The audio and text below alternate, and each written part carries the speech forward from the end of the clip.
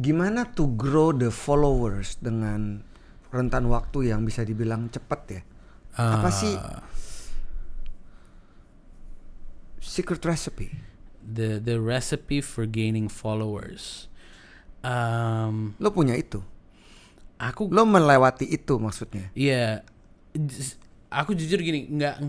I don't think I have a lot of followers. Kayak kalau dibandingin sama relatif dengan orang-orang yang jadi gini, aku kan di sebuah bisa dibilang kayak IP intellectual property hub gitu kan, ada namanya Invia. Di situ ada banyak kayak misalnya ada dagelan, Invia Fact, ada Tahilalats, ada pokoknya banyak lah gitu ya intellectual property-nya di sana. Jakarta Sneaker Day. Dibandingin sama IP-IP yang lain, kayaknya aku yang paling ciut deh di situ gitu kan ya. Aku yang paling kecil di sana. Dan aku ngerasa tapi aku belajar dari situ adalah the amount of followers matters, tapi it doesn't matter so much. Aku lebih suka melihat followers yang berkualitas, karena punya followers banyak belum tentu berkualitas. Aku banyak cerita sama teman-teman, maksudnya content creator lain gitu kan ya, followersnya mungkin bisa ratusan ribu atau sampai jutaan gitu ya, tapi mungkin mereka juga struggling karena secara audience yang dibuat atau dibangun itu tidak sesuai dengan konten yang mereka ingin bikin atau yang mereka ingin buat. Hasil ada disconnect, jadinya ya followers yang didapatkan semacam mati gitu ya. Iya kan? Just a number gitu. Jadi tidak bisa diutilize dengan baik. Diutilize dalam arti apa? Dalam arti kita tidak bisa bermanfaat buat mereka, dan audiens ini tidak bisa bermanfaat buat kita juga gitu kan. Jadi nggak ada timbal baliknya. So the best suggestion kalau ngomongin followers adalah jangan terlalu fokus pada angkanya, tapi fokus sama kualitas dari followers tersebut.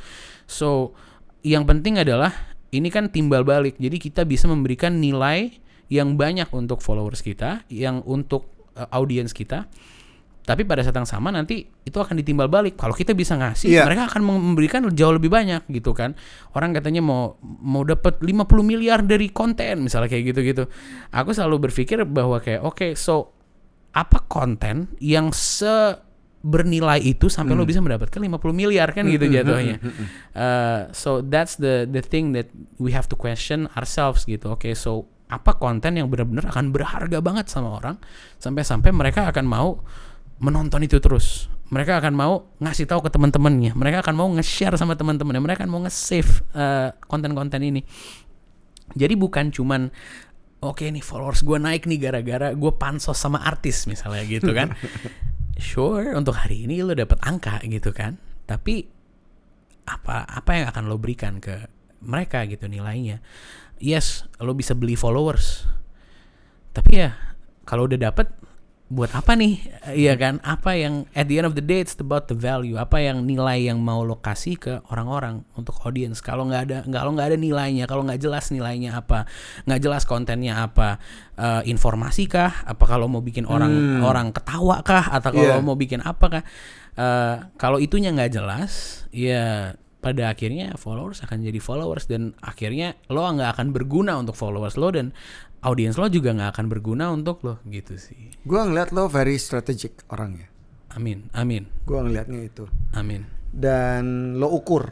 Ya. Dan realistis. Seperti yang lo bilang. Betul. Pada saat lo tampil gitu ya di industri kreatif ini, khususnya sebagai kreator, content creator, lo memikirkan nggak sih bahwa ini personifikasi gue yang mesti gue bangun nih. Ini my image. Brand image, branding. Lo mikirin itu juga gak sih? Iya, itu kekurangan gue sih. Sejujurnya, itu kekurangan gue adalah branding. Karena gini, ini gue pikir lo mikirin. Gue mikir, tapi gue nggak tahu itu bagus atau enggak. Gitu, ngerti gak sih? Karena kan gini, gue kan content creator juga, gue musisi juga, gue penyiar radio juga, gue host juga gitu kan. Ada banyak banget, ibaratnya there's so many things yang gue mau lakukan gitu kan, yang gue suka gitu.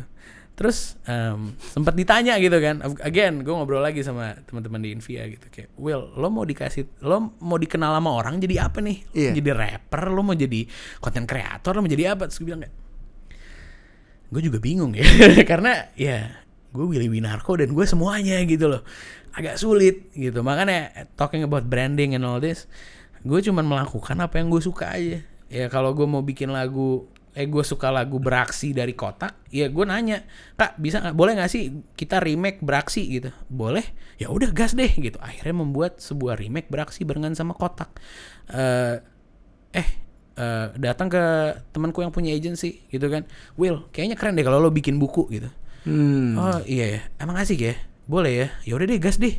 Ya udah kan gue lagi dapat gue bisa hidup dari konten gue, ya udah bikin aja buku hidup dari konten gitu. Oh ya udah gas deh gitu.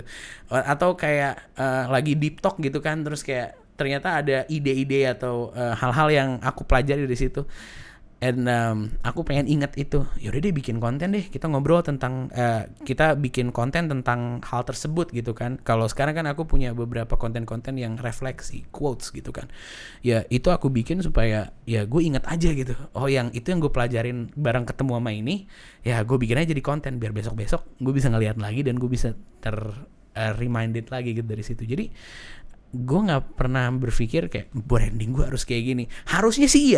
Harusnya iya, dan semua orang ngomong gue kayak, ya Will lo harus tahu kayak gini-gini. Tapi agak sulit buat gue kan, untuk orang yang aku ada di posisi di mana I have so many choices. Ya alhamdulillahnya, puji Tuhan, I have so many choices, dan ada banyak pilihan-pilihan di situ, dan aku maruk mau ambil semua gitulah jatuhnya. Justru itu yang membuat menjadi sulit ya, dalam membuat image, ya kayak gitu, branding, self branding dan so on and so forth.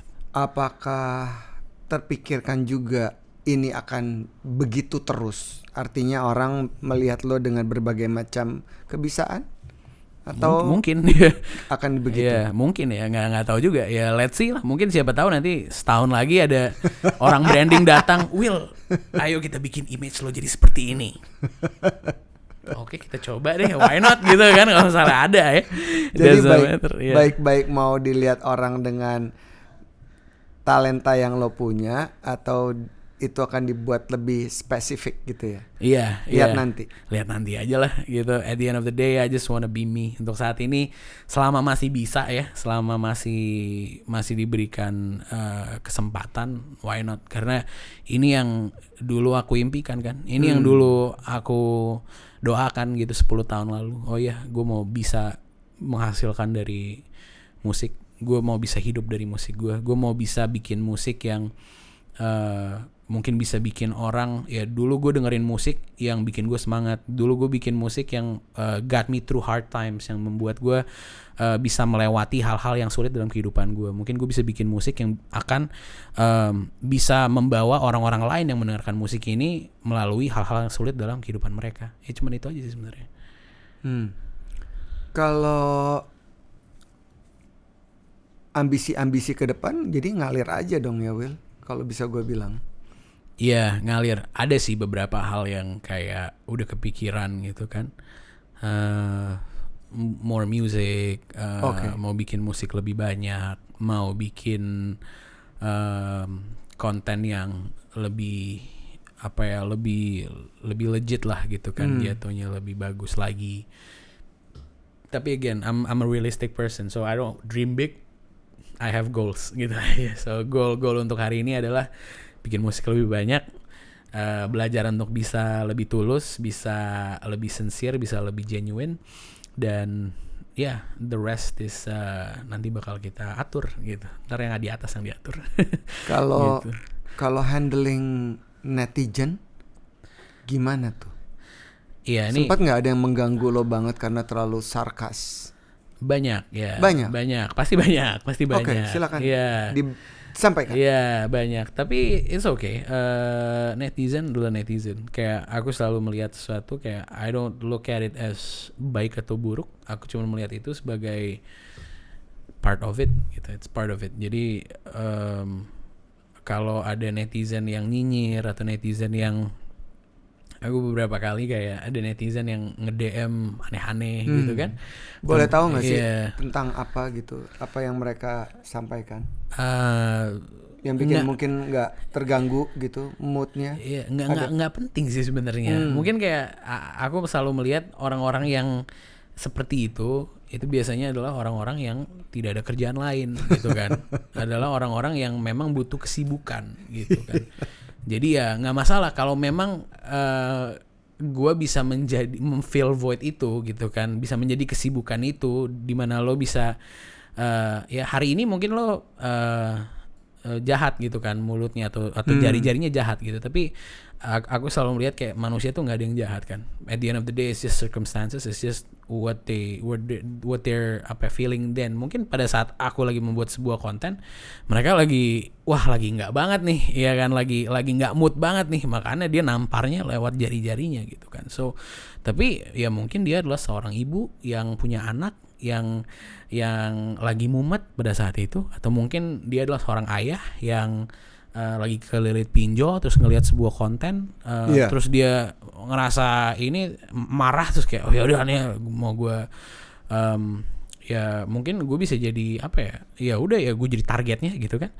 Tapi at the end of the day manusia nggak ada yang jahat sih, netizen juga nggak ada yang jahat, cuman ya mereka lagi tidak baik aja pada saat itu. Dan kalau misalnya kita ketemu langsung hadap-hadapan, gue yakin mereka nggak akan sejahat jari-jarinya kok gitu.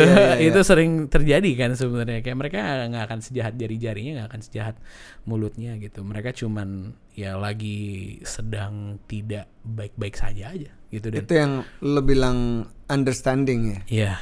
Iya, that's it. So nggak ada dendam, nggak ada apa, it's okay. Kayak kecuali kalau memang dia benar-benar datang ke rumah terus kayak tiba-tiba ganggu hidup, nah itu beda. Tapi if it's just online, it's just online. Aku selalu bilang hal-hal yang di online itu nggak semuanya nyata, you know. So jangan terlalu dipikirkan gitu sih.